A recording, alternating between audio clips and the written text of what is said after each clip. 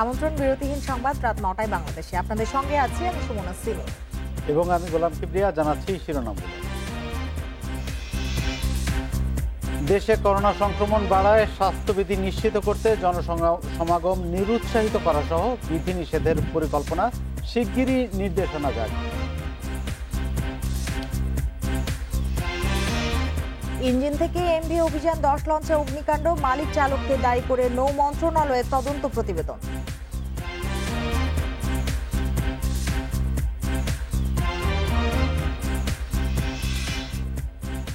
চট্টগ্রামেও হবে metro rail, চলবে বিমানবন্দর থেকে রেল স্টেশন পর্যন্ত। একনেক সভায় প্রধানমন্ত্রীর নির্দেশনা।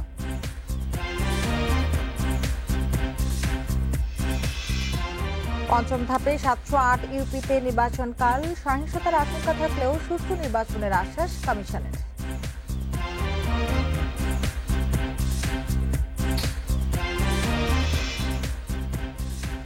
পরমাণু যুদ্ধ না করার পক্ষে যুক্তরাষ্ট্র, চীন সহ 5 শক্তিধর দেশের যৌথ বিবৃতি বিশ্ববাসীর জন্য স্বস্তিদায়ক বলছেন বিশ্লেষকরা।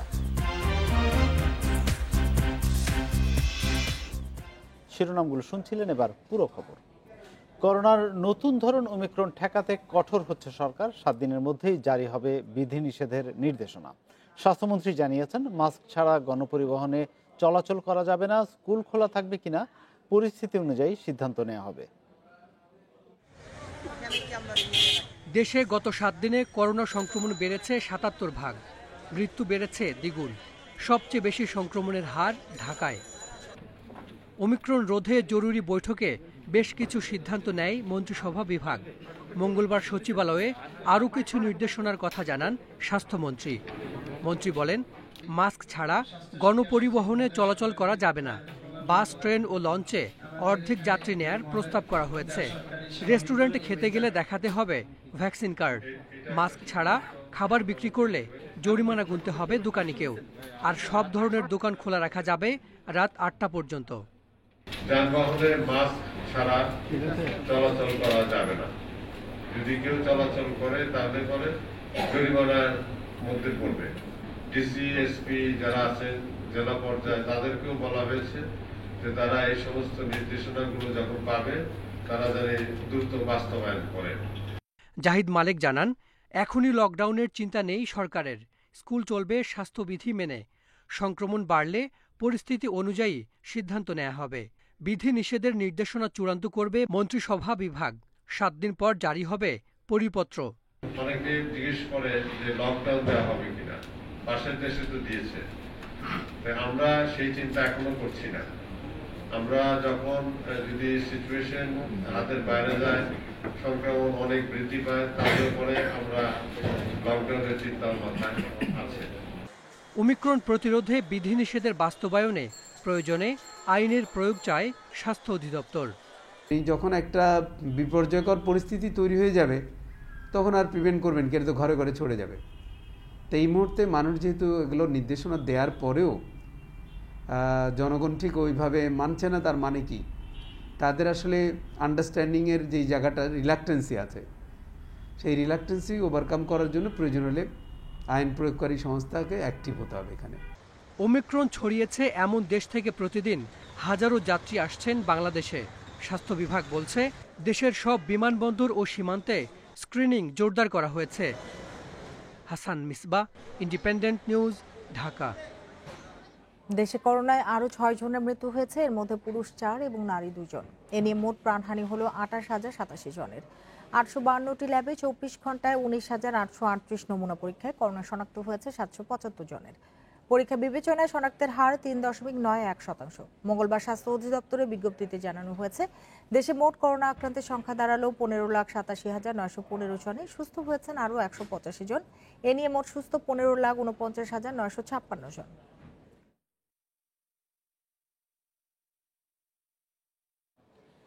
দেশে এ পর্যন্ত 10 জনের ওমিক্রন শনাক্ত হয়েছে। এ মাসের শেষে সংক্রমণ বাড়তে পারে বলে সতর্ক করেছে আইইডিসিআর। তবে এখনও ওমিক্রনের কমিউনিটি ট্রান্সমিশন হয়নি বলে দাবি প্রতিষ্ঠানটির। সংক্রমণ প্রতিরোধে স্বাস্থ্যবিধি মানতে সর্বোচ্চ গুরুত্ব দেওয়ার তাগিদ বিশেষজ্ঞদের। 11 ডিসেম্বর সাউথ আফ্রিকা ফেরত 2 নারী ক্রিকেটারের প্রথম ওমিক্রন শনাক্ত হয়। এরপর আক্রান্ত হয়েছেন আরও কয়েকজন। রাজধানীসহ দেশের 11 এলাকা থেকে নমুনা সংগ্রহ করে জেনোম সিকোয়েন্স করছে আইইডিসিআর। প্রতিষ্ঠানটির দাবি, দেশে করোনা সংক্রমণ বাড়ছে, তবে ওমিক্রনের কমিউনিটি ট্রান্সমিশন হয়নি। সবগুলোই স্পোরেডিক ইনফেকশন এবং বিদেশ ফেরতদের প্রথমে পজিটিভ হয়েছে, তারপরে হয়তো তার বাসার আত্মীয় স্বজন একজন দুজনে পজিটিভ হয়েছে। সো অধিকাংশে আসলে এটাকে কমিউনিটি বা ট্রান্সমিশন বা এগুলি বলার কিছু নাই। বিশ্বে প্রতিদিন প্রায় 20 লাখ মানুষের করোনা শনাক্ত হচ্ছে, আর ওমিক্রন ছড়িয়েছে ভারতসহ শতাধিক দেশে।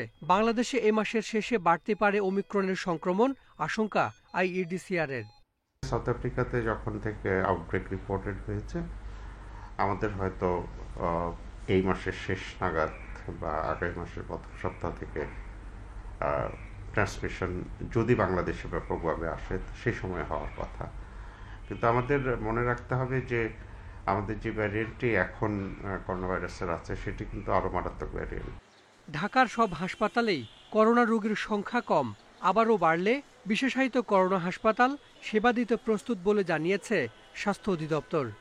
আমরা অনেক করোনা বেড ক্লোজ করেছিলাম, কারণ হচ্ছে যে আমাদের রুগী অনেক কমে গিয়েছিল। কিন্তু আমরা টোটাল জিনিসটাকে বন্ধ করিনি। আমাদের প্রসিডিউরটা আছে এবং ওই ইকুইপমেন্টসগুলোও আছে। যদি এরকম না হয়, আল্লাহ না করুক, যদি এরকম আমরা কোনো বিপদে পড়ি, তাহলে এই সক্ষমতাটাকে কাজে লাগাবো। দেশে 7 দিনে করোনা সংক্রমণ বেড়েছে 77 ভাগ। এর মধ্যে ওমিক্রন কত শতাংশ তা বের করতে জেনোম সিকোয়েন্স বাড়ানোর পরামর্শ বিশেষজ্ঞদের। Hasan Misbah, independent news, Dhaka. ঝালকাঠিতে মাঝ নদীতে এমভি অভিযান 10-এর ইঞ্জিন থেকেই আগুনের সূত্রপাত হয়। ঢাকা বরগুনা রুটের এ লঞ্চটির ইঞ্জিনের ত্রুটির সাথে সাথে অগ্নিকাণ্ডের ঘটনায় মালিক সুকানি ও মাস্টারকেও দায়ী করেছে নৌ মন্ত্রণালয়ের তদন্ত কমিটি। আর লাইসেন্সের বিধি লঙ্ঘন করায় লঞ্চটি মেরামত করা ডকইয়ার্ডের মালিককে অভিযুক্ত করা হয়েছে, জানিয়েছেন নৌ পরিবহন প্রতিমন্ত্রী। 23 ডিসেম্বর সুগন্ধা নদীতে ঢাকা থেকে বরগুনাগামী এমভি অভিযান 10 লঞ্চে ভয়াবহ আগুন লাগে। অগ্নিকাণ্ডে এ পর্যন্ত 48 জনের মৃত্যু হয়েছে, নিখোঁজ রয়েছেন অনেক যাত্রী। 24 ডিসেম্বর নৌ পরিবহন মন্ত্রণালয়ের যুগ্ম সচিব তোফায়েল ইসলামকে প্রধান করে 7 সদস্যের তদন্ত কমিটি গঠন হয়। কমিটি সোমবার নৌ পরিবহন সচিবের কাছে লঞ্চের 4 মালিক, 2 ইনচার্জ মাস্টার, সুকানি, 2 চালক ও চালকের সহকারীকে দায়ী করে তদন্ত প্রতিবেদন জমা দিয়েছে। লঞ্চের ত্রুটিপূর্ণ ইঞ্জিন থেকে আগুন লাগে, জানিয়েছে কমিটি। তদন্ত প্রতিবেদন নিয়ে নৌ পরিবহন প্রতিমন্ত্রী দুপুরে সচিবালয়ে সাংবাদিকদের জানান, লঞ্চটির নির্মাণে ত্রুটি ছিল। মালিকসহ দায়ী সকলের বিরুদ্ধে আইনি ব্যবস্থা নেওয়া হবে, বলেন তিনি। যারা এটা সার্ভে করেছে, মালিকের বিষয়টাও এসেছে, যারা এখানে মাস্টার ছিল, সুকানি ছিল, গ্রিজার ছিল, তাদেরও দুর্বলতা এখানে আছে। জাহাজটা তৈরি করার ক্ষেত্রে যেসব ম্যাটেরিয়ালস ব্যবহার করা হয়েছে সেখানেও দুর্বলতা ছিল। তিনি বলেন, লঞ্চের ইঞ্জিনে সমস্যা ছিল, যার জন্য ডকইয়ার্ড কর্তৃপক্ষ দায়ী। এছাড়া লঞ্চের বীমা না থাকায় ক্ষোভ প্রকাশ করেন প্রতিমন্ত্রী। দায়িত্বে অবহেলার জন্য কয়েকজন কর্মকর্তার বিরুদ্ধেও ব্যবস্থা নেওয়া হবে, জানান তিনি। কিছুদিন আগে সেটার ইঞ্জিন এক ধরনের ছিল, ইঞ্জিনটা পরিবর্তন করা হয়েছে। যে ডকইয়ার্ডে করা হয়েছে, দুর্বলতা চলে এসেছে। সম্মিলিতভাবে কাজে আমাদের মূল কথাটা যেটা, দায়ী যেই হোক, ডকইয়ার্ডই হোক, মালিক হোক বা সংশ্লিষ্ট হোক, যারাই হোক, ইভেন আমাদের অধিদপ্তরের যারা সার্ভে করে তারাও যদি দায়ী হয়ে থাকে, তাদের বিরুদ্ধে আমরা ব্যবস্থা নেব। লঞ্চে যাত্রী তোলা, রোটেশন প্রথা সহ বেশ কিছু বিষয়ে সুপারিশ করা হয়েছে তদন্ত প্রতিবেদনে। Hasif Mahmud Shah, independent news, Dhaka. ঢাকার মতো চট্টগ্রামেও মেট্রো রেল করার নির্দেশ দিয়েছেন প্রধানমন্ত্রী শেখ হাসিনা। মঙ্গলবার জাতীয় অর্থনৈতিক পরিষদের নির্বাহী কমিটি একনেকের বৈঠক শেষে পরিকল্পনা মন্ত্রী এম এ মান্নান এসব কথা বলেন। মন্ত্রী জানান, আশ্রয়ন প্রকল্পের আওতায় নতুন করে আরও 2.5 লাখ গৃহহীন পরিবারের জন্য ঘর নির্মাণ করবে সরকার। এবছর ডিসেম্বরে ঢাকার গণপরিবহনে যুক্ত হবে মেট্রো রেল। পরিকল্পনা অনুসারে মেট্রো রেলের সবগুলো রুট বাস্তবায়িত হলে ঢাকার যানজট কমবে এবং এর ফলে দেশের জিডিপি 1% বেড়ে যাবে বলে আশা করছেন প্রকল্প সংশ্লিষ্টরা। একনেক সভায় প্রধানমন্ত্রী শেখ হাসিনা বলেন, শুধু ঢাকায় নয়, চট্টগ্রামে হবে মেট্রো রেল প্রকল্প। চট্টগ্রামের বিমানবন্দর থেকে রেল স্টেশন পর্যন্ত মেট্রো রেলের রুট করার কথা বলেন তিনি। চিটাগংয়েও মেট্রো রেল হওয়া উচিত, যেখানে বড় শহর আছে এবং বড় মোটামুটি বিমানবন্দর আছে, এই দুইয়ের মধ্যে মেট্রো রেল জাতীয় আইডিয়া আমাদের করা উচিত। ইমিডিয়েটলি যেটা অ্যাপ্রুভ হয়ে গেছে চিটাগংয়ের জন্য, অ্যাপ্রুভ নয়, আলোচনা এসছে, আশা করছি আগামীতে এই প্রকল্প আসবে। সংবাদ সম্মেলনে পরিকল্পনা প্রতিমন্ত্রী শামসুল আলম বলেন, এবছর পদ্মা সেতু, কর্ণফুলী টানেল ও মেট্রো রেল এই 3টি মেগা প্রকল্প উদ্বোধন করা হবে। এসব প্রকল্প চালুর পর জিডিপিতে বাড়তি 1.5 থেকে 2% যোগ হবে। MRT6 এটা জিডিপির এরকম কোনো প্রক্ষেপণ করা হয়নি। আর চ্যানেল যেটা আমাদের টানেল আছে, এখন যেহেতু জনচলাচল, পণ্য চলাচল বেড়ে যাবে, এই দুইটার ইতিবাচক প্রভাব পড়বে। সংবাদ সম্মেলনে জানানো হয়, এবার আশ্রয়ন প্রকল্প 2 এর আওতায় আরও 2.5 লাখ ঘর নির্মাণ করতে যাচ্ছে সরকার। 4 বার সংশোধিত এই প্রকল্পে বাড়ছে ব্যয়ও। ব্যয় ধরা হয়েছে 11,142 কোটি 87 লাখ টাকা। এমন লোক ব্যক্তি আছে কিছুই নাই, কিন্তু তার একটু সামান্য বিচার আছে, বাপের বিচার, দাদার বিচার, ওদেরকেও তিনি পরে ধরতে চান। বাট এই পর্যায়ে সম্পূর্ণ ভাসমান, যাদের কোনো দাঁড়াবার জায়গা নেই, তাদেরকে অ্যাড্রেস করা হচ্ছে। মিরসরাই অর্থনৈতিক অঞ্চলের প্লট সংখ্যা বাড়ানো সহ একনেক সভায় 11,211 কোটি টাকার মোট 10 প্রকল্প অনুমোদন দেয়া হয়। Irin Khatun, independence news, Dhaka. পঞ্চম ধাপে 708টি ইউনিয়ন পরিষদ নির্বাচনে ভোট গ্রহণকাল। এরই মধ্যে নির্বাচনের সব প্রস্তুতি শেষ করেছে কমিশন। তবে কেন্দ্রে ব্যালট পেপার পৌঁছানো হবে সকালে। নির্বাচনের সুষ্ঠু পরিবেশ বজায় রাখতে সতর্ক আইনশৃঙ্খলা রক্ষাকারী বাহিনী। এবারের ইউনিয়ন পরিষদ নির্বাচনের 4টি ধাপেই হয়েছে সহিংসতা, ঘটেছে প্রাণহানি। পঞ্চম ধাপের নির্বাচন ঘিরেও রয়েছে সহিংসতার শঙ্কা। এমন বাস্তবতায় পঞ্চম ধাপের নির্বাচনের প্রস্তুতি সম্পন্ন করেছে নির্বাচন কমিশন। মঙ্গলবার সকাল থেকে কেন্দ্রে কেন্দ্রে পাঠানো হয় নির্বাচনী সামগ্রী। ভোট কেন্দ্রে পৌঁছানো হবে ব্যালট পেপার বুধবার সকালে। উৎসবমুখর পরিবেশে নির্বাচন আয়োজনের লক্ষ্যে সব ধরনের পদক্ষেপ নিয়েছে ইসি। আমাদের সকল রকমের প্রস্তুতি, যেমন আমাদের মালামাল বিতরণের যতগুলো মালামাল আছে, সকল ধরনের প্রস্তুতি আমরা সম্পন্ন করছি। আমাদের যত মালামাল কেন্দ্রে পৌঁছাবে আমরা গতকাল রাতে সমস্ত কিছু সম্পন্ন করছি। আমাদের ব্যালট পেপার কিভাবে যাবে সেটার আমরা একটা প্রস্তুতি গ্রহণ করছি। নির্বাচনের নিরাপত্তা নিশ্চিতে ভোট কেন্দ্রগুলোতে ম্যাজিস্ট্রেট ছাড়াও মোতায়েন থাকবে আনসার, বিজিবি, র্যাব, পুলিশ। যে কোনো ধরনের সহিংসতা ঠেকাতে বিভিন্ন স্তরে সাজানো হয়েছে পুলিশ বাহিনীকে। নিরাপত্তা পরিকল্পনা প্রণয়ন করেছি। আমাদের পর্যাপ্ত সংখ্যক ফোর্স, আমাদের ডেভেলপমেন্ট আছে। সেন্টারে পর্যাপ্ত সংখ্যক সদস্য আমরা আগে থেকে মোতায়েন থাকবে এবং সেখানে অবস্থান নিয়ে দায়িত্ব সম্পাদন করে একটা সুষ্ঠু সুন্দর নির্বাচন আমরা আশা করি উপহার দিতে পারবো। পঞ্চম ধাপে 40টি ইউনিয়নে ভোট গ্রহণ হবে ইভিএমে, বাকিগুলোতে ভোট নেওয়া হবে ব্যালট পেপারে। মালামাল তারা ভোট কেন্দ্রে নিয়ে গেছেন এবং আমরা নির্বাচন কমিশনের নির্দেশনা অনুযায়ী আগামীকাল মানে ভোট গ্রহণের দিন খুব সকালে 6টার ভিতরে আমরা প্রত্যেকটা ভোট কেন্দ্রে যথাযথ পুলিশ প্রহরা সহ ব্যালট পেপার পৌঁছিয়ে দেব। এবারের ধাপে চেয়ারম্যান পদে 3,274 জন, সংরক্ষিত পদে 7,950 এবং সাধারণ পদে 25,233 জন প্রার্থী প্রতিদ্বন্দ্বিতা করছেন। এর মধ্যে বিনা ভোটে চেয়ারম্যান নির্বাচিত হয়েছেন 48 জন। সোহেলি জাহান, ইন্ডিপেন্ডেন্ট নিউজ ডেস্ক। সিটি নির্বাচনের প্রার্থীদের জনসংযোগ আর কর্মী সমর্থকদের পদচারণায় মুখর নারায়ণগঞ্জ শহর। ভোটারদের মন জয়ে সকাল থেকে গভীর রাত পর্যন্ত দাঁড়ে দাঁড়িয়ে যাচ্ছেন মেয়র, কাউন্সিলর প্রার্থীরা। এদিকে বিএনপির চেয়ারপারসনের উপদেষ্টার পদ হারানো স্বতন্ত্র প্রার্থী তৈমুর আলম খন্দকারকে নিয়ে কোনো চিন্তা নেই বলে জানাচ্ছেন আওয়ামী লীগের মেয়র প্রার্থী সেলিনা হায়াত আইভী। অন্যদিকে দলীয় পদে না থাকায় নিজের লাভ দেখছেন তৈমুর। নগর জুড়ে বইছে ভোটের হাওয়া। পোস্টার, ব্যানার আর মিছিল পথসভায় জমে উঠেছে নারায়ণগঞ্জ সিটি কর্পোরেশন নির্বাচন। মঙ্গলবার সকালে সিদ্ধিরগঞ্জের 1 নম্বর ওয়ার্ডে প্রচারণা চালান আওয়ামী লীগের মেয়র প্রার্থী ডক্টর সেলিনা হায়াত আইভী। পরে বিভিন্ন এলাকায় ভোটারদের কাছে যান তিনি। এ সময় বিএনপি থেকে সদ্য পদ হারানো প্রতিদ্বন্দ্বী প্রার্থী তৈমুর আলম খন্দকার প্রসঙ্গে বলেন, বিএনপিতে বিভাজন থাকলেও আওয়ামী লীগে নেই, দলের সবাই ঐক্যবদ্ধ হয়ে কাজ করছেন বলেও জানান তিনি। আওয়ামী লীগের মধ্যে কখনোই বিভাজন ছিল না। তৃণমূল সবসময় একত্রিত ছিল। নেতৃত্বের প্রতিযোগিতা থাকতে পারে, কিন্তু আওয়ামী লীগের মধ্যে কোনো বিভাজন নেই। এদিকে দলীয় পদ হারালেও প্রচারে থেমে নেই অ্যাডভোকেট তৈমুর আলম খন্দকার। বরং স্বতন্ত্র প্রার্থী হিসেবে নির্বাচন করায় শুধু বিএনপি নয়, আওয়ামী লীগের কর্মীদের ভোটও পাবেন বলে আশা তার।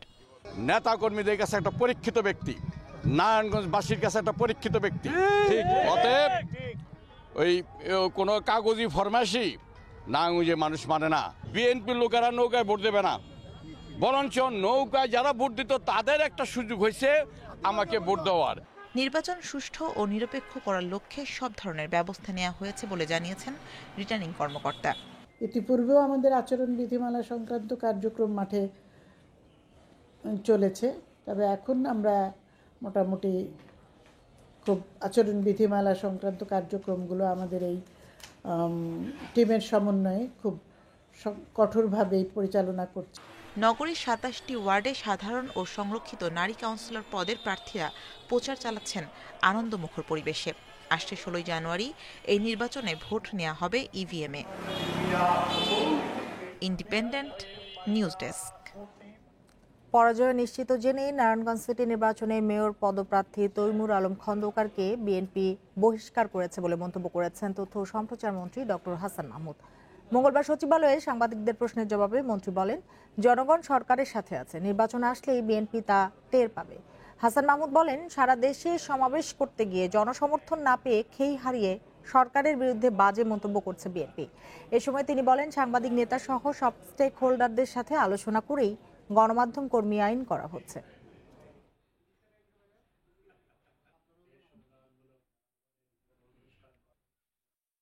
বিএনপি অনুধাবন করতে পেরেছে যে তৈমুর আলম খন্দকারের বিজয় লাভের কোনো সম্ভাবনা নাই। এটা অনুধাবন করতে পেরে আগেই তাকে বিভিন্ন পদ থেকে অব্যাহতি দিয়ে যে পরাজয়ের যে গ্লানি সেটি থেকে মুক্তি পাওয়ার চেষ্টা করছে। কক্সবাজারে স্বামী সন্তানকে জিম্মি করে এক নারীকে ধর্ষণের তদন্ত চলাকালে কোনো মন্তব্য কাম্য নয়।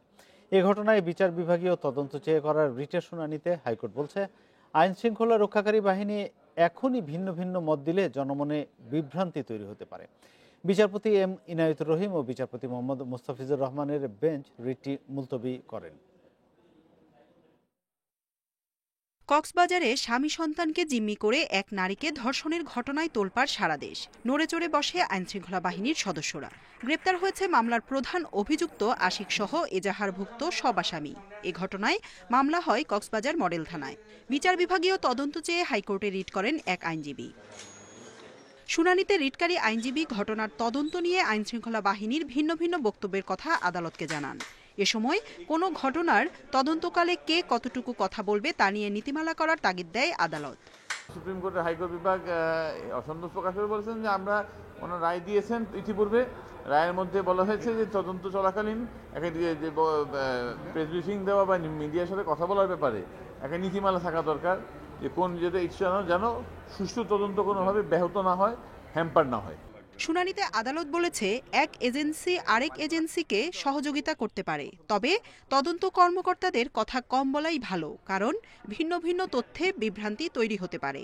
ভিকটিমকে র্যাবই উদ্ধার করেছে এবং ভিকটিম থেকে পাওয়া তথ্যই র্যাব বলেছে। পাশাপাশি পুলিশ যে টুরিস্ট পুলিশ যে তদন্ত করছেন তারাও ভিকটিম থেকে প্রাপ্ত তথ্য নিয়েই স্টেটমেন্ট করেছে। দুইটার ভিন্নতা থাকার কারণে এইটা অ্যানোমালি তৈরি হয়েছে এবং এই ক্রেডিবিলিটি নষ্ট হতে পারে এই তদন্ত রিপোর্টের, এবং মানুষের এবং পর্যটকদের আস্থার সংকট থাকতে পারে। তদন্ত শেষ না হওয়া পর্যন্ত রিটটি মুলতবি করে হাইকোর্ট। রিটে স্বরাষ্ট্র সচিব ও আইজিপি সহ 7 জনকে বিবাদী করা হয়েছে। জান্নাতুল ফেরদাউস তানভি, ইন্ডিপেন্ডেন্ট নিউজ, ঢাকা।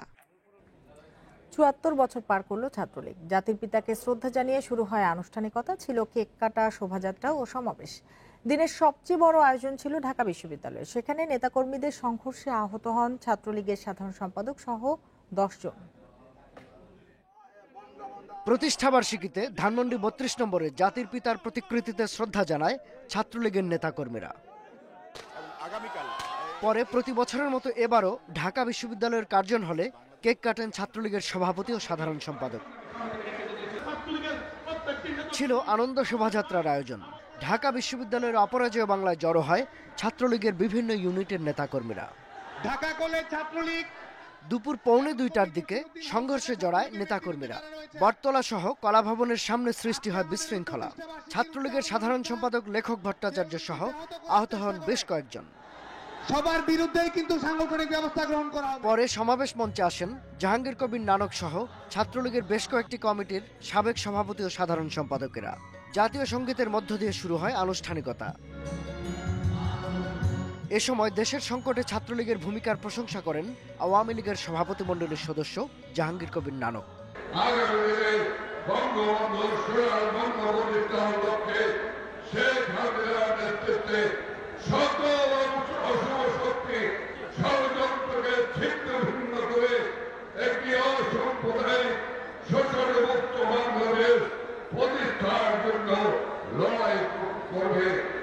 পরে ঢাকা বিশ্ববিদ্যালয়ের মধুর ক্যান্টিন থেকে শোভাযাত্রা বের হয়ে শাহবাগ হয়ে বঙ্গবন্ধু এভিনিউয়ে গিয়ে শেষ হয়। শাহাদাত স্বপন, ইন্ডিপেন্ডেন্ট নিউজ, ঢাকা। রাজুকের নথি চুরির অভিযোগে মনির হোসেন ওরফে গোল্ডেন মনিরের বিরুদ্ধে মামলা করেছে দুর্নীতি দমন কমিশন দুদক। রাজুকের সাবেক ও বর্তমান 8 কর্মীকে এই মামলায় আসামি করা হয়েছে। সকালে দুদকের উপপরিচালক মোহাম্মদ শফিউল্লাহ বাদী হয়ে মামলাটি দায়ের করেন। স্বর্ণের চোরাচালানির সাথে জড়িত থাকার জন্য মনির হোসেনের পরিচিতি গোল্ডেন মনির নামে। তার বিরুদ্ধে রয়েছে সরকারি জমি আত্মসাতের অভিযোগও। রাজুকের নিয়ম অনুযায়ী রাজধানীতে এক ব্যক্তি একটি সরকারি প্লটের বরাদ্দ পায়। অভিযোগ আছে দুর্নীতি করে তিনি হয়েছেন শতাধিক প্লটের মালিক। এসব অপকর্ম ঢাকা দিতে 2017 থেকে 2019 পর্যন্ত রাজুকের রেকর্ড রুম থেকে গোল্ডেন মনির গায়েব করেছেন 70টি প্লটের নথি। আর এই কাজে তাকে সহায়তা দিয়েছে রাজুকের সাবেক ও বর্তমান 8 কর্মকর্তা কর্মচারী। ভুয়া তথ্য, ভুয়া দলিলপত্র এবং কর্মকর্তাদের ভুয়া সিল ব্যবহার করতে এই কাজ করতে হয়েছে এবং সে রাজুকের কর্মকর্তাদের সাথে যোগসাজশ করে এইসব দলিলপত্র তৈরি করা, নথি গায়েব করা, এই ধরনের কাজ করেছে। পরে অভিযান চালিয়ে এসব নথি 2019 সালের 15 অক্টোবর মতিঝিলের একটি সরকারি অফিস থেকে উদ্ধার করা হয়। আমাদের তল্লাশি টিম তার কাছ থেকে 70টি নথি জব্দ করেছে এবং সেখানে কিছু সিল, ল্যাপটপ এগুলো উদ্ধার করা হয়েছে। অবৈধ সম্পদ অর্জন ও প্লট আত্মসাতের অভিযোগে গোল্ডেন মনিরের বিরুদ্ধে আরও একটি অনুসন্ধান করছে দুদক। শিগগির এই বিষয়ে মামলা করতে যাচ্ছে সংস্থাটি। রিশাদ হুদা, ইন্ডিপেন্ডেন্ট নিউজ, ঢাকা। রাজধানীর পল্লবী এলাকা থেকে 1 কোটি 20 লাখ টাকার জাল নোট ও বিপুল পরিমাণ জাল নোট তৈরি সরঞ্জাম সহ এ চক্রের অন্যতম হোতা সগীর হোসেনকে আটক করেছে র্যাব। সংবাদ সম্মেলনে সংস্থাটি জানায়, বাণিজ্য মেলা ও শীতকালীন বিভিন্ন মেলাকে কেন্দ্র করে সম্প্রতি চক্রটি সক্রিয় হয়ে উঠেছিল। রাজধানীর কারওয়ান বাজারে মিডিয়া সেন্টারে সংবাদ সম্মেলনে র্যাব জানায়, গ্রেপ্তারকৃতরা জাল নোট তৈরির বিভিন্ন সরঞ্জাম পুরান ঢাকা থেকে কিনত। প্রতিদিন 1 লাখ থেকে 2 লাখ টাকা তৈরি করতে সক্ষম সগীর। 2017 সাল থেকে এখন পর্যন্ত অন্তত 10 কোটি টাকা ছেপেছে সে। 1 লাখ টাকা তারা 15,000 থেকে সর্বোচ্চ 30,000 টাকায় বিক্রি করত। চক্রের সদস্যরা নিয়মিত কেনাকাটা ও হাসপাতালে এই টাকা ছড়িয়ে দিত।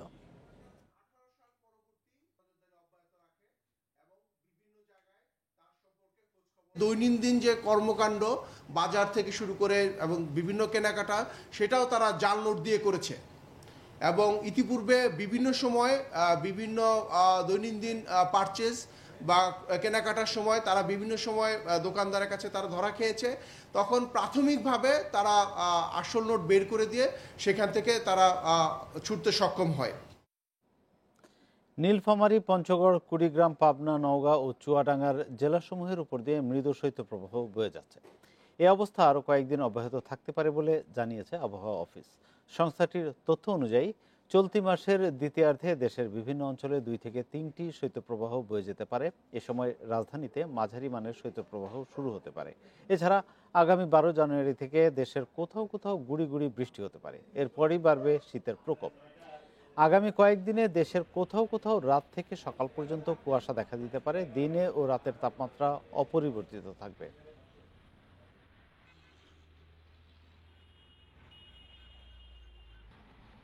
এই মাসে 2 থেকে 3টি শৈত্যপ্রবাহের সম্ভাবনা আছে। তার ভিতরে একটি তীব্র শৈত্যপ্রবাহ বয়ে যেতে পারে, যে শৈত্যপ্রবাহটা দেশের উত্তর পশ্চিমাঞ্চল এবং উত্তর পূর্বাঞ্চলে বয়ে যেতে পারে। আর ঢাকায় একটি মাঝারি ধরনের শৈত্যপ্রবাহ বয়ে যেতে পারে এই মাসে। মাউন্ট মঙ্গানুই টেস্টে চতুর্থ দিন শেষে জয়ের আশা দেখছে বাংলাদেশ। এবাদতের দুরন্ত বোলিংয়ে শক্ত অবস্থানে টাইগাররা। প্রথম ইনিংসে 458 রানে অল আউট হয় অতিথিরা। দ্বিতীয় ইনিংসে 5 উইকেট হারিয়ে নিউজিল্যান্ডের সংগ্রহ 147, লিড 17 রানের। 4 উইকেট নিয়ে আলো নিজের দিকে রেখেছেন এবাদত। মাউন্ট মঙ্গানুইয়ে চতুর্থ দিনেও বাংলাদেশের রাজত্ব। নতুন বছরের স্বপ্নের শুরুতে টাইগারদের অপেক্ষা একদিনের। শেষ দিনের রোমাঞ্চ জয় করলেই নিউজিল্যান্ডের মাটিতে ইতিহাস গড়বে মুমিনুল মুশফিকরা। যার জন্য জয়ের স্বপ্ন উকি দিচ্ছে তিনি এবাদত। রাহিকে বাদ দিয়ে তাকে দলে রাখা নিয়ে হয়েছিল সমালোচনা। প্রথম ইনিংসে কার্যকর না হলেও দ্বিতীয় ইনিংসে দেখিয়েছেন সামর্থ্য। ক্যারিয়ার সেরা বোলিংয়ে টাইগারদের রেখেছেন ড্রাইভিং সিটে। এর আগে এবাদতকে পথ দেখান তাসকিন। 130 রানে পিছিয়ে থাকা নিউজিল্যান্ডকে দেন প্রথম ধাক্কা। পরের সাফল্যের গল্পটা শুধুই এবাদতের, যার শুরুটা হয় প্রথম ইনিংসের সেঞ্চুরিয়ান কনওয়ের বিদায়। মাঝে হতাশাও সঙ্গী হয়েছে টাইগারদের। সাফল্যের খোঁজে মুমিনুলের নির্বুদ্ধিতা যোগায় হাসির খোরাক। রিভিউ নষ্টের পর টেলরের ক্যাচ ও রান আউট মিসে বেড়েছে আক্ষেপ। ক্যাচ ফিল্ডিং রিভিউ যখন পক্ষে আসছিল না, তখন একাই দায়িত্ব নিলেন এবাদত। 1 ওভারের ব্যবধানে ফেরান 3 কিউই ব্যাটারকে। প্রথমে গলার কাটা হয়ে থাকা ইয়াং, পরে নিকোলস। ব্লান্ডেলকেও ফাঁদে ফেলেন এবাদত। এর আগে চতুর্থ দিনের সকালটা প্রত্যাশিত হয়নি টাইগারদের। ধৈর্যহারা মিরাজ বিদায় নেন 50-র আক্ষেপ নিয়ে। তবে 47 রানের ইনিংসে সমৃদ্ধ করেছেন ব্যক্তিগত অর্জন। জায়গা করে নিয়েছেন 1000 রান ও 100 উইকেট ডাবলের এলিট ক্লাবে, যেখানে মিরাজের পূর্বসূরি রফিক ও সাকিব। মিরাজের পর রাব্বি, তাসকিন, শরীফুলদের প্রতিরোধ টেকেনি বেশিক্ষণ। 122 বল খেলে 57 রান যোগ করে অল আউট 458 করে। পঞ্চম দিনে দ্রুতই 5 উইকেট তুলে নিতে পারলে মঙ্গানুই টেস্টে জয়ের স্বপ্ন দেখতেই পারে বাংলাদেশ। Muhammad Nazim, independent news. নিউজিল্যান্ডের বিপক্ষে সিরিজের প্রথম টেস্টে প্রথম ইনিংসে লিড নেওয়া বাংলাদেশের দলে চতুর্থ দিনে আলো কেড়েছেন টাইগার পেসার এবাদত হোসেন। ক্যারিয়ারের 11তম টেস্টে কিউই কন্ডিশনে 39 রান দিয়ে নিয়েছেন 4 উইকেট। অ্যাওয়ে কন্ডিশনে আত্মবিশ্বাসী এবাদত পুরনো বলেও হতে চান আগ্রাসী। নিউজিল্যান্ডের মাউন্ট মঙ্গানুইয়ে দুর্দান্ত রেকর্ড করার সামনে বাংলাদেশ প্রথম ইনিংসে হোস্টদের 350 ছুঁই স্কোরের বিপরীতে ছন্দ ধরে রেখে 450 ঘর অতিক্রম করা বাংলাদেশ দল ধার দেখিয়েছে বোলিংয়েও। বোলিংয়ে দিনের পুরো আলোটাই কেড়েছেন এবাদত হোসেন। কিউইদের দ্বিতীয় ইনিংসের শুরুতে টাইগারদের ব্রেক থ্রু এনে দেন pacer Taskin Ahmed. Captain Tom লাথামের আউটের পর দিনের বাকিটা সময় কিউই ব্যাটসম্যানদের আতঙ্কের কারণ হয়ে ওঠেন টাইগার তরুণ পেসার এবাদত। হোস্টদের দ্বিতীয় ইনিংসে এবাদতের প্রথম শিকার প্রথম ইনিংসে সেঞ্চুরি করা ডেভন কনওয়ে। নিউজিল্যান্ডে আমরা আসলে আগে আমাদের প্রিভিয়াস যে ম্যাচগুলো ছিল আমরা এত ভালো করতে পারি নাই, কিন্তু এই যে দলটা আছে, আমরা এই দলটাই চাচ্ছি যে আমরা নতুনভাবে নতুন কিছু করে আমাদের দেশটাকে আমরা রিপ্রেজেন্ট করতে, দেশের জন্য ভালো কিছু করতে। মাউন্ট মঙ্গানুইয়ের বাউন্সি উইকেটে তার পেসেই কাটা পড়েন হাফ সেঞ্চুরি যোগ করা নিউজিল্যান্ড ওপেনার উইল ইয়াং। 54তম ওভারে পরপর 2 বলে স্ট্যাম্প ভাঙে নিকোলসের, এলবিডব্লিউর ফাঁদে আটকান ব্লান্ডেলকে। একটু পেস বোলারদের একটু সাপোর্ট থাকে প্রথম 2টা ঘন্টা, তারপরে উইকেটটা একটু ফ্ল্যাট হয়ে যায়। তো আমরা এখনো পর্যন্ত স্টিল আমরা শিখতেছি যে হোম কন্ডিশন এবং এওয়ে কন্ডিশনে কিভাবে বোলিং করা লাগে, এবং আমরা বল পুরাতন হয়ে গেলে কিভাবে রিভার্স করানো লাগে, এবং রিভার্সের জন্য যে টিম প্ল্যান যেটা থাকে সেটাও আমরা ফলো করার চেষ্টা করতেছি। নিউজিল্যান্ডের হ্যামিল্টনে 2019 সালে টেস্ট অভিষেক ক্যাপ পরেছিলেন এবাদত। এরই মধ্যে খেলেছেন 10 টেস্ট। ক্যারিয়ারের 11তম টেস্টে 39 রান দিয়ে 4 উইকেট, এখনো পর্যন্ত বেস্ট বোলিং অ্যাভারেজ। মাউন্ট মঙ্গানুইয়ের শেষ দিনটা হাতে আছে, এখনো সুযোগ আছে দারুণ কিছু করার। Farida Bakhtiara, independent news. এবাদতের দুর্দান্ত বোলিং আত্মবিশ্বাস সঞ্চার করেছে বাংলাদেশ দলে। আত্মতুষ্টিতে না ভুগে শেষ দিনে মনোযোগ ধরে রেখে সাফল্যের প্রত্যাশা লিটন দাসের। এছাড়া রিভিউ বিতর্ক নিয়ে মুমিনুলের পক্ষে যুক্তি দিয়েছেন লিটন। অন্যদিকে টেস্টের এই অবস্থানে বাংলাদেশকে এগিয়ে রাখছেন kiwi batting coach look Rocky. যতগুলা বলার বল করেছে সবাই খুবই ভালো মনোযোগ দিয়ে একই লেন্থে, আমাদের যে প্ল্যান ছিল সেই প্ল্যান অনুযায়ী বোলিং করেছে সবাই। ইবাদত ওয়াজ আউটস্ট্যান্ডিং টুডে। আমরা এখন যে পর্যায়ে আছি আমাদের ওভার এক্সাইটেড না, আমরা এখনও 5 উইকেট নিতে হবে, আমাদের মাথায় এই জিনিসটা আছে এবং যত কম রান দেওয়া যায়, কারণ এই রানটা আমাদের চেস করতে হবে। উইল ইয়াং এবং রস টেইলর ভালো ব্যাট করেছিল, তবে আমরা গুরুত্বপূর্ণ সময় উইকেট হারিয়েছি। সত্যি বলতে আমি মনে করি টেস্টে এ পর্যন্ত বাংলাদেশ অনেক বড় ভূমিকা রেখেছে। পঞ্চম দিন আমাদের লক্ষ্য থাকবে ব্যাটিং আরও দীর্ঘ করার। চতুর্থ দিনে স্বস্তির মাঝেও দুঃসংবাদও আছে। চোটের কারণে নিউজিল্যান্ড সফর থেকেই ছিটকে গেছেন মাহমুদুল হাসান জয়। মঙ্গানুই টেস্টে ফিল্ডিংয়ের সময় আঙুলে চোট পান টাইগার ওপেনার। 7 থেকে 10 দিন থাকবেন চিকিৎসকদের পর্যবেক্ষণে। ওর একটা রাইট হ্যান্ডের ওয়েব প্লেসের কাট ইঞ্জুরি হয়েছে, তো in between 3rd and 4th ফিঙ্গারের মধ্যে। তো আমাদের ডক্টর এখানে যিনি ছিলেন উনি অলরেডি এটাকে স্টিচ করে দিয়েছেন, ওর 3টা স্টিচ পড়েছে। তো দেখা যাচ্ছে যে ওকে এখন আন্ডার 7 থেকে 10 দিনের মতন অবজারভেশনে থাকতে হবে। মেয়েদের মতো ছেলেদের ফুটবলেও বয়স ভিত্তিক পর্যায়ে জোর দিয়ে সাফল্যের আশা কাজী সালাউদ্দিনের। এলিট একাডেমির কার্যক্রম গতিশীল করলে দীর্ঘমেয়াদে সাফল্য আসবে বিশ্বাস বাফুফের সভাপতির। মঙ্গলবার বাফুফের দেশব্যাপী অনূর্ধ্ব 16 ট্যালেন্ট হান্ট কার্যক্রমে কথা বলেন সালাউদ্দিন।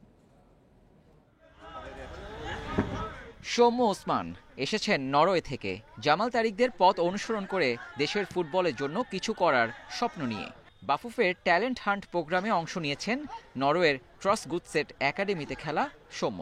বাংলাদেশে ডিসেম্বর 19 তারিখে আসছি, তারপর এখানে ট্রায়াল দিচ্ছি। এখন নরওয়েতে রেগুলার খেলা হয়, তারপর বাংলাদেশে ট্রায়াল শুনছি।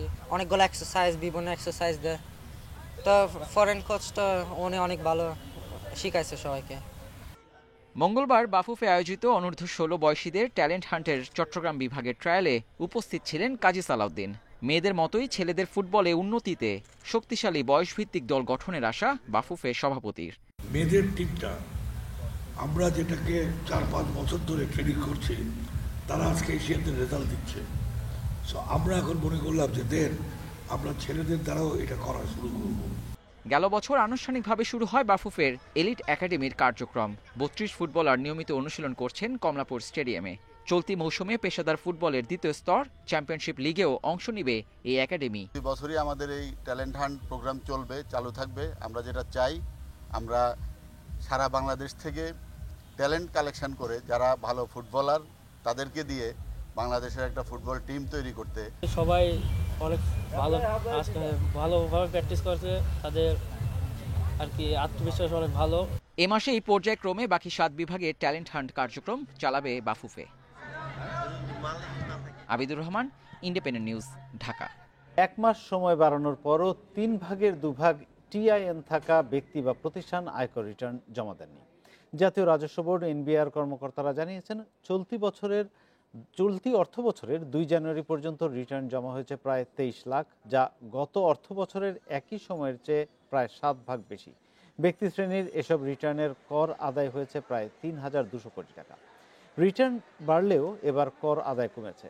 কর্মকর্তারা বলছেন, কালো টাকা সাদা কম হওয়ায় এবার কর আদায় কমেছে। গত অর্থ বছরে প্রায় 24 লাখ রিটার্ন জমা পড়ে। এনবিআরের মতে, সময় শেষ হলেও জরিমানা দিয়ে অনেকেই রিটার্ন জমা দেবেন, ফলে বছর শেষে রিটার্ন জমার সংখ্যা হতে পারে 25 লাখের বেশি। তবে যারা নিবন্ধন থাকা সত্ত্বেও রিটার্ন দিচ্ছেন না, তাদের প্রতি এখনই কঠোর হওয়ার পক্ষে নয় এনবিআর।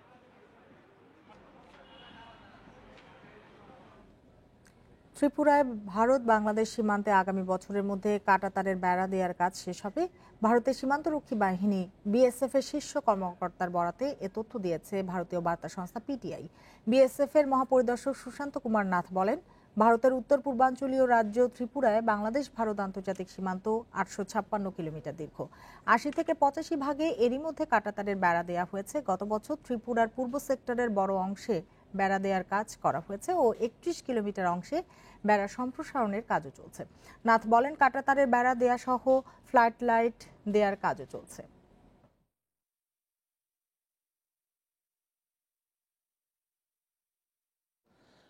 পারমাণবিক যুদ্ধ না করার পক্ষে যৌথ বিবৃতি দিয়েছে বিশ্বের শীর্ষ 5 পরমাণু শক্তিধর দেশ। বিবৃতিতে স্বাক্ষরকারী দেশগুলো হলো যুক্তরাষ্ট্র, রাশিয়া, চীন, যুক্তরাজ্য এবং ফ্রান্স। এ ঘোষণাকে স্বাগত জানিয়েছেন জাতিসংঘের মহাসচিব ও বিশ্ব নেতারা। তাইওয়ান এবং ইউক্রেন সহ বেশ কিছু ইস্যুতে পশ্চিমা শক্তির সাথে চীন ও রাশিয়ার সংঘাতময় পরিস্থিতির মাঝে এমন ঘোষণা স্বস্তিদায়ক বলছেন বিশ্লেষকেরা।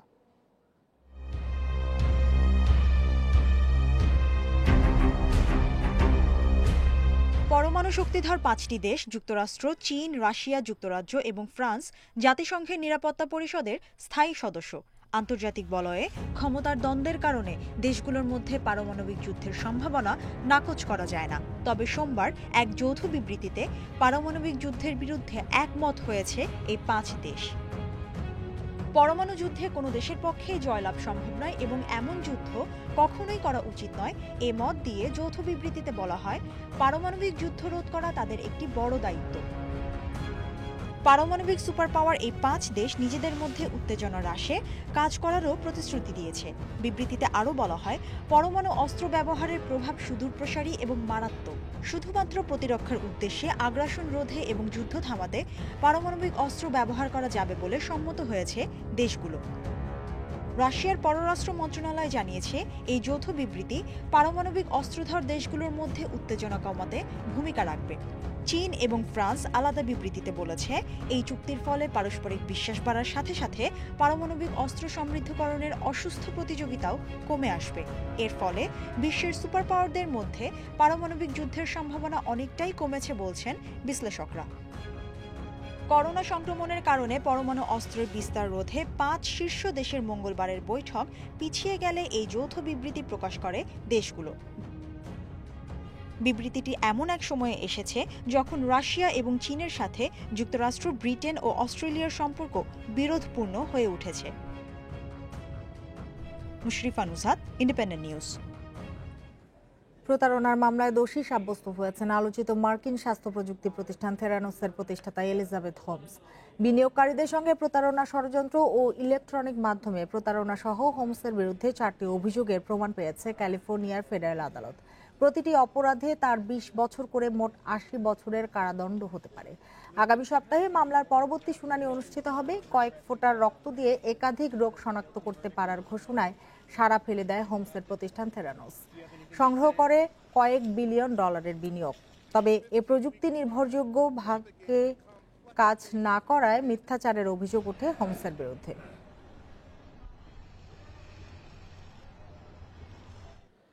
বিশ্বের প্রথম 3 লাখ কোটি ডলারের প্রতিষ্ঠানের তালিকায় নাম উঠে এসেছে যুক্তরাষ্ট্রের টেক জায়ান্ট ও আইফোন নির্মাতা অ্যাপল।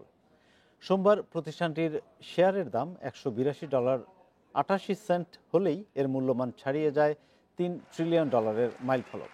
বর্তমানে টেক প্রতিষ্ঠান অ্যাপলই বৈশ্বিক পুঁজিবাজারে তালিকাভুক্ত প্রথম 3 লাখ কোটি ডলার বাজার মূল্যের কোম্পানি। 1976 সালে ক্যালিফোর্নিয়ার একটি গ্যারেজ থেকে যাত্রা শুরু হয় এই প্রতিষ্ঠানের। 2018 সালে আগস্টে অ্যাপল প্রথম মার্কিন কোম্পানি হিসেবে $1 ট্রিলিয়ন বাজার মূল্য অতিক্রম করে। এর 1 বছরের মাথায় 2020 সালের আগস্টে হয় $2 ট্রিলিয়ন, আর বাকি $1 ট্রিলিয়ন বাড়তে সময় নিল 16 মাস 15 দিন। 2021 সালেই প্রতিষ্ঠানটির শেয়ারের দাম বাড়ে 35%।